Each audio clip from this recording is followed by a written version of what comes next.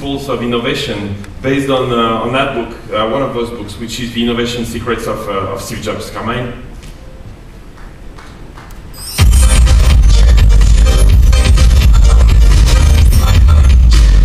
Thank you, Loic. Welcome, Carmine. Thank you so much.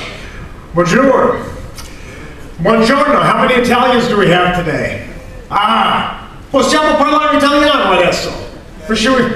Or should we stick to English? We'll stay to English. Good morning. In 2009, I wrote The Presentation Secrets of Steve Jobs, which became an international bestseller here in France, Italy, Germany, the US, and I was very flattered that it has completely changed the way people around the world, executives and leaders, present themselves and pitch their ideas. But it was clear that we needed something more, a leadership book, something that would help us apply the principles that Steve Jobs carried with him throughout his entire life, the principles that made him successful, and how can we apply them to our own endeavors and startups and brands. And it is an inspiring story. I'm always inspired by thinking about those two high school friends who started in the spare bedroom of Steve's parents' house before getting too big and moving to the garage where the legend was born. Fortune magazine, one of our business publications in the US, named Steve Jobs the CEO of the decade. And at that time, a columnist for the New York Times named Thomas Friedman said, what the world needs is more Jobs, Steve Jobs. And what he meant to say was that entrepreneurship needs to be nurtured and embraced if we are to move forward in this global economy. And so he said, it's fair to ask ourselves, what would Steve do? But he didn't have an answer for it. So what would Steve do? What advice would he give the entrepreneurs in this room today? Principle number one, without question, is to do what you love. I'm not making this up. This is what Steve told us is the secret to success. You just heard it from Bill Gross in a very poignant quote. Steve Jobs once said, being the richest man in the cemetery doesn't matter to me. Going to bed at night saying, we've done something wonderful. That's what matters. Passion is everything. I'm a communications coach, so I work with major executives around the world, people who lead companies that touch your lives every single day. And I always tell them, you cannot inspire unless you are inspired yourself. You cannot, as entrepreneurs, create anything new and exciting and innovative unless you are passionately excited about moving the world forward. In 1997, when Steve Jobs returned to Apple, you know the history, after that 12-year absence, he held an informal staff meeting. Listen to the role passion would play in revitalizing the brand.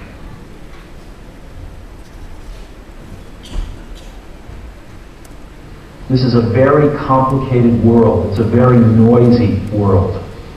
And we're not going to get a chance to get people to remember much about us. No company is. And so we have to be really clear on what we want them to know about us. Our customers want to know who is Apple and what is it that we stand for. Where do we fit in this world? And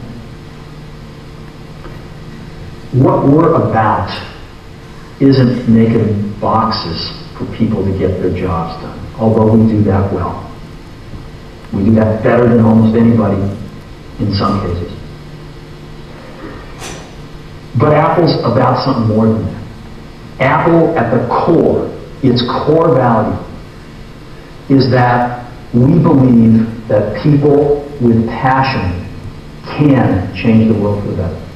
That's what we believe. I love seeing those old clips. People with passion can change the world for the better. As an entrepreneur, you need to ask yourself, what is it that I'm passionate about? And it's not the obvious. Steve Jobs was not passionate about computers. He was passionate about creating tools that would help us unleash our personal creativity. That's what he was passionate about. So think about it before your next pitch or presentation. What is it that you're truly selling? What business are you really in?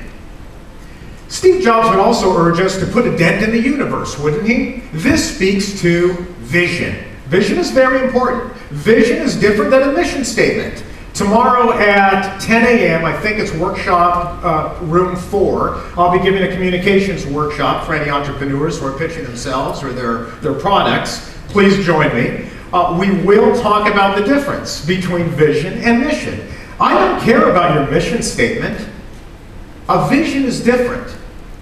A vision is clear and it's concise and it's consistently communicated. And it's very important. Steve Jobs once said, we're gambling on our vision, and we'd rather do that than make Me Too products. Vision inspires evangelists. Steve Wozniak was inspired by Jobs' vision to put a computer in the hands of everyday people. That was in 1976.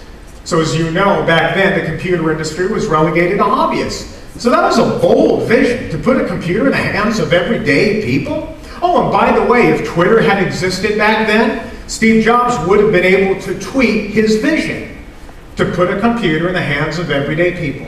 The greatest visions in the world are bold, simple, and concise.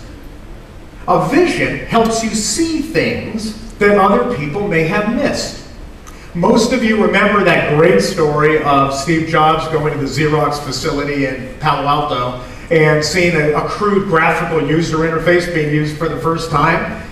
Well, Steve said that Xerox could have dominated the entire computer industry, but did not, because its vision, and he did use the word vision, was limited to making another copy machine. When I talked to some scientists about this, people who study how the brain operates, they said, Carmine, two people can see exactly the same thing and interpret it differently based on their vision.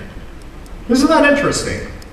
Passion and vision go hand in hand. I learned a lot about vision from this man, Starbucks founder Howard Schultz. I write for Forbes and I've written a couple of books, so I've interviewed him several times.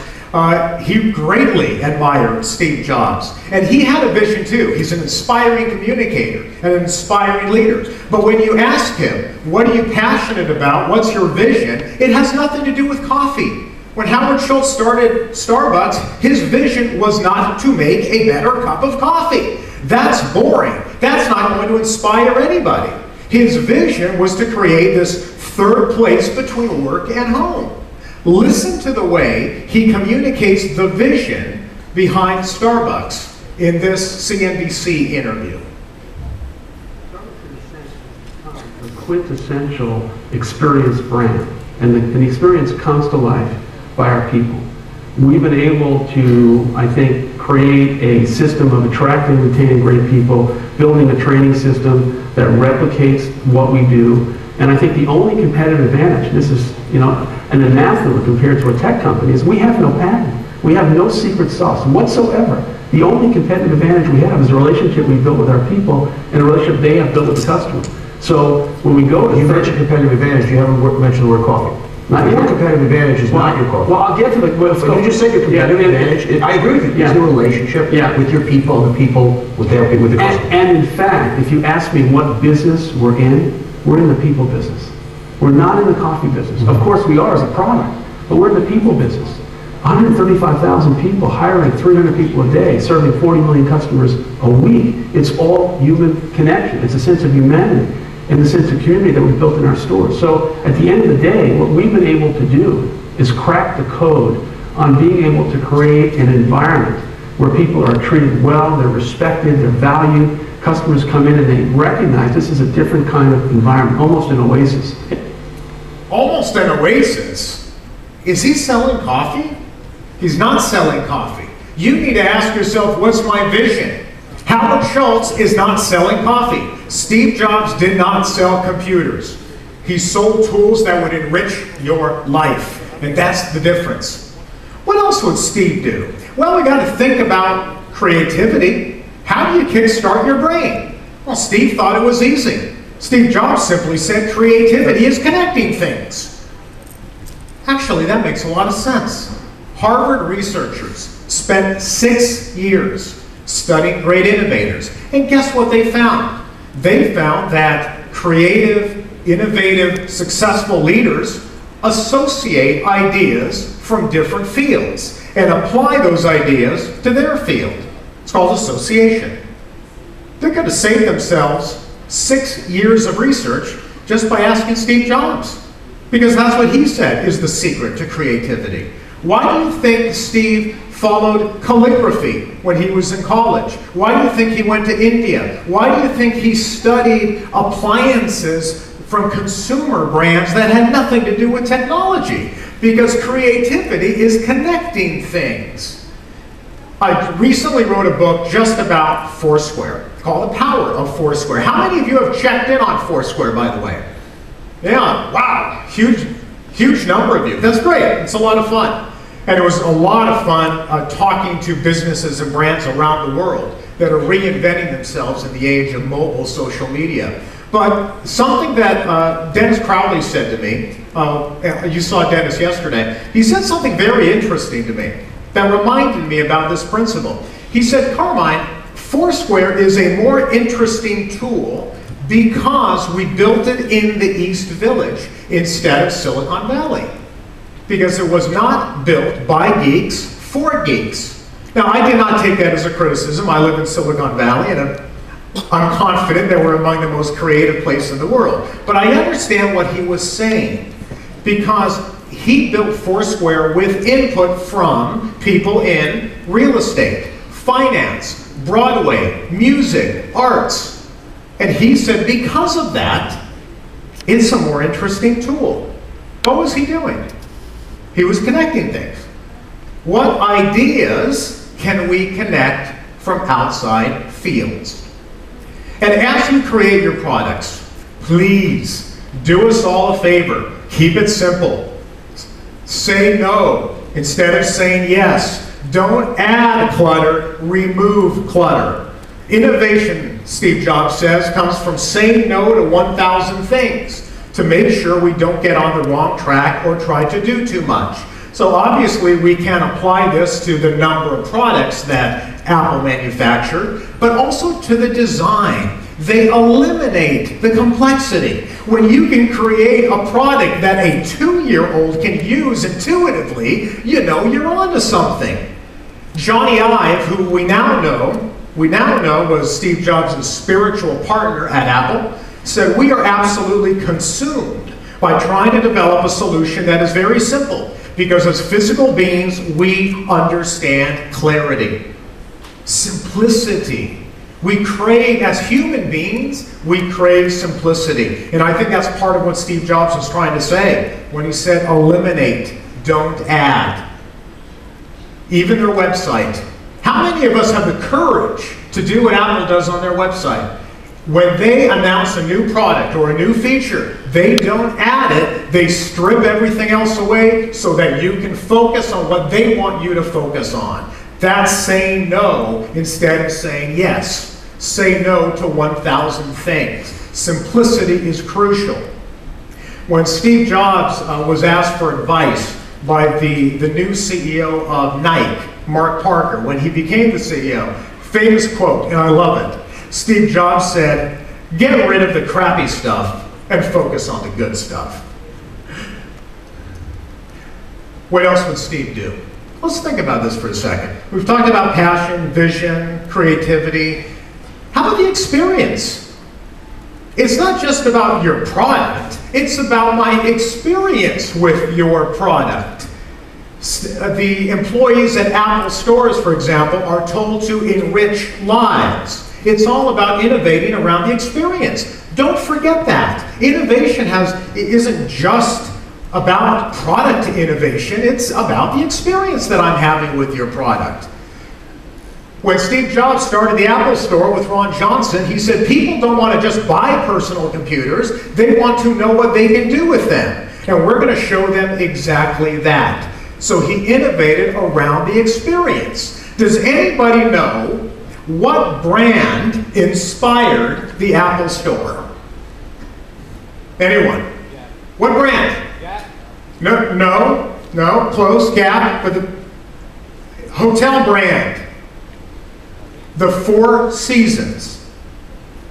Ron Johnson, Steve Jobs, and the team sat around and they asked themselves, where's the best customer experience you've ever experienced or that you've ever had? And they said the Four Seasons Hotel. Oh, going back to the other principle, ideas are connecting things.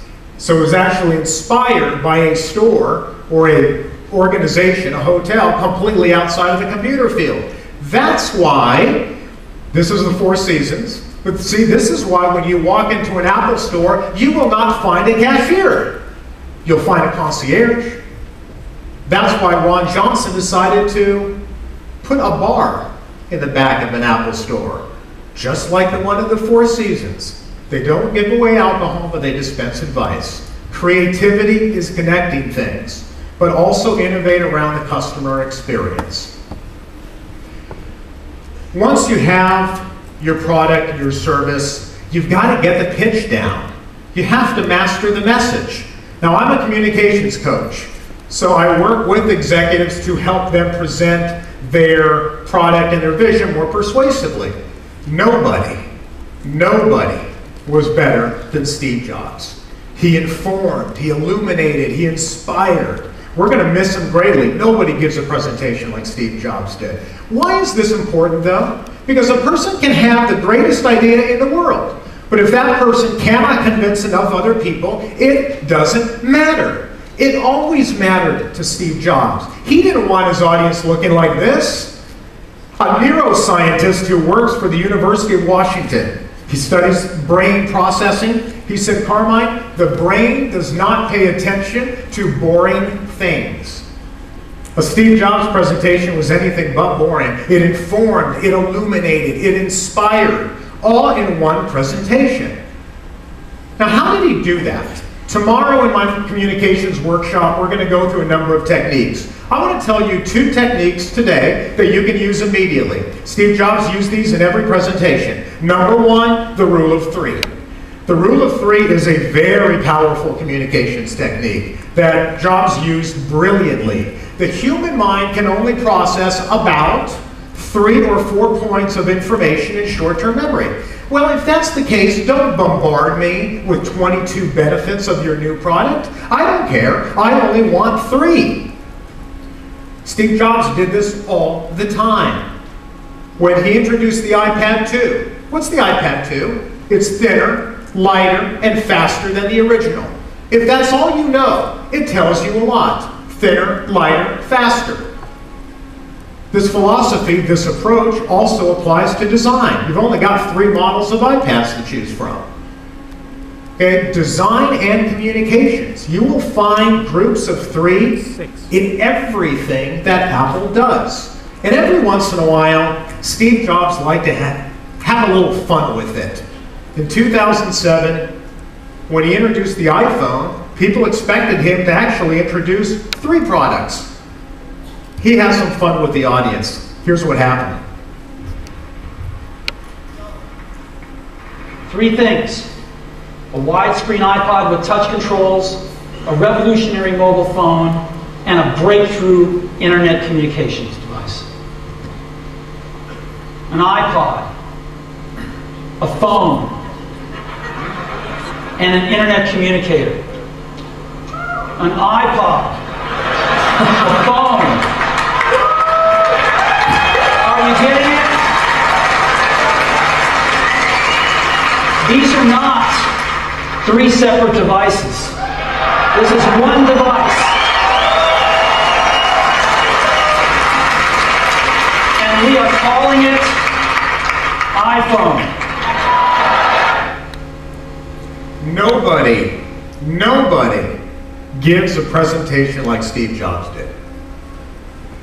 Here's the other technique that he employed brilliantly: thinking visually.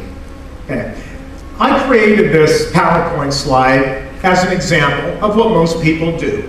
And I don't care if you're using PowerPoint or Apple Keynote, same principles apply. This is what most people do. Let's fill up the entire slide. Bullets, sub-bullets, clip art, a chart. God forbid we have any white space anywhere on the slide. Let's fill it all up. When I first created this slide, I was really proud of myself because I said this is the world's ugliest slide. Would you agree it's pretty ugly? At least I thought so, until I saw this. This is officially the world's ugliest slide. That is a real PowerPoint that was created and distributed among the US military. No jokes, please. A general actually saw this and said, when I figure that out, we'll have won the war. The average PowerPoint has 40 words, the average slide. It was hard to find 40 words in 10 slides of a Steve Jobs presentation. How do you explain that? This is called picture superiority. Simply put, picture superiority means when you deliver information verbally, people remember about 10% of that information.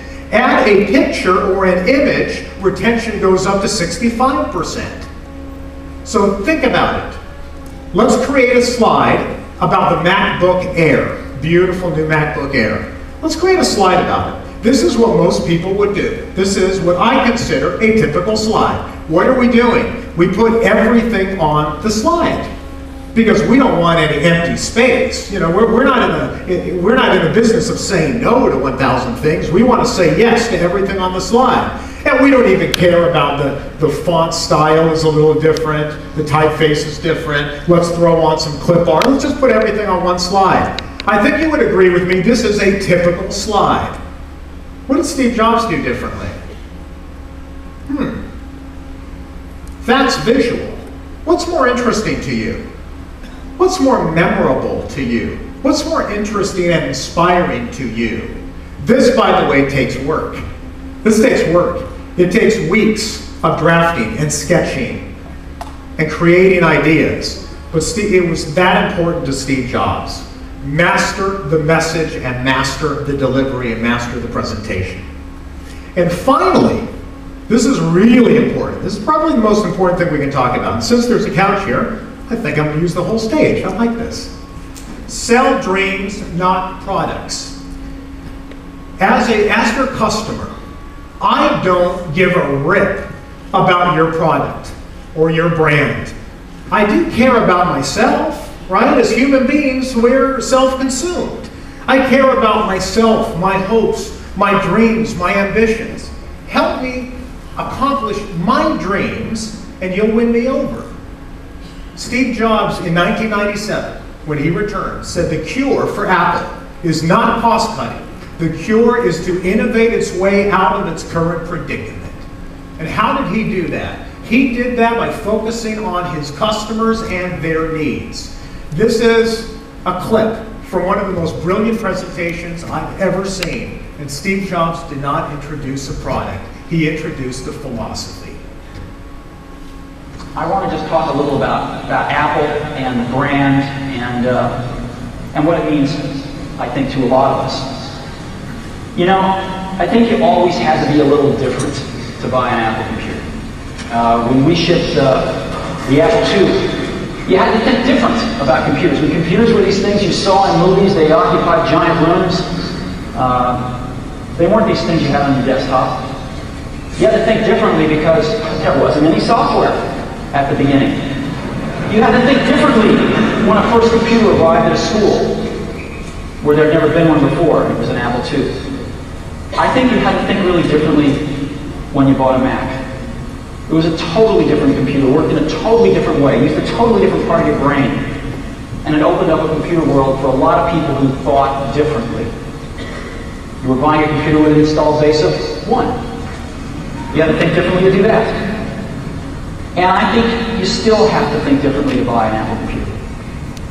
And I think the people that do buy them do think differently. And they are the creative spirits in this world. They are the people that are not just out to get a job done, they're out to change the world. And they're out to change the world using whatever great tools they can get. And we make tools for those kinds of people. So hopefully, what you've seen here today are some beginning steps that give you some confidence that we too are going to think differently. And serve the people that have been buying our products since the beginning. Because a lot of times people think they're crazy. But in that craziness, we see genius. And those are the people we're making tools for. Thank you very much.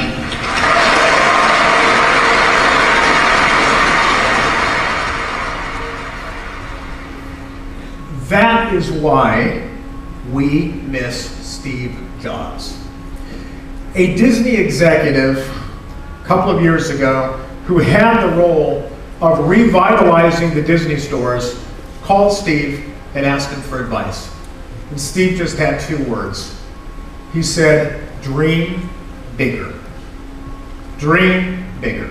And I think that's the advice he would leave for all of us today. And I think that's the best way for us to honor and cherish his legacy, is to leave this conference today dreaming bigger. See genius in your craziness. Believe in yourself, believe in your ideas, and sell those ideas with passion and confidence. Because it's those ideas that will ultimately transform your destiny and potentially change the world.